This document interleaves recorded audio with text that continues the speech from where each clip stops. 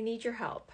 I just learned that my child is PDA, and I know that they're always wanting screen time, and what I'm seeing online is saying that I need to lower all demands and just allow them to manage their own screen time. However, I'm terrified of doing that. Can you give me any advice? It is totally normal and valid to be worried about screen time. Here are a couple ways to think about it from a more scientific perspective and putting you in the driver's seat to make decisions that aren't in one extreme of like no screen time at all or another extreme of like there's no limits in our house, because neither of those are going to serve you. Okay, so the first thing I want to say is a lot of the research on screens is very valid and evidence-based. However, it's based on averages of children, and our children, PDA children, are the outliers. So we don't necessarily have a lot of research that actually applies to our children.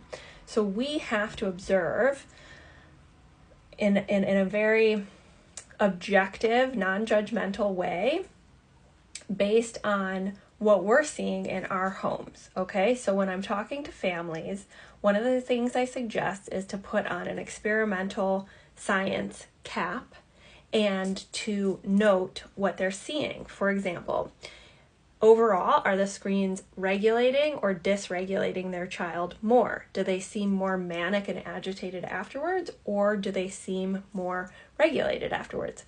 Second, what is the transition like off the screen? Is it an enormous meltdown, or are they getting somewhat activated but are able to navigate it? Third, what are they doing on the screen? Are they, starting to color and draw and write and actually taking ideas from YouTube and building things while they're watching a screen in the background, which is a pattern seen for some of these kids?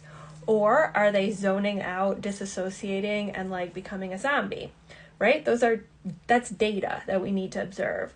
Additionally, we need to understand if we're seeing addictive behaviors. Are we seeing more and more intense, inappropriate content? Like there's never enough, seeking more dopamine.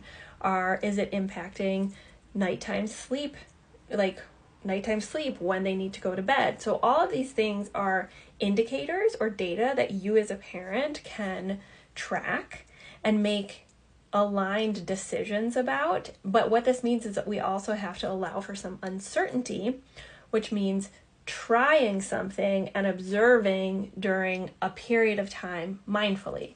So what I might suggest is, instead of taking the reins off completely, is loosening the screen time limits and then observing on those indicators or dimensions.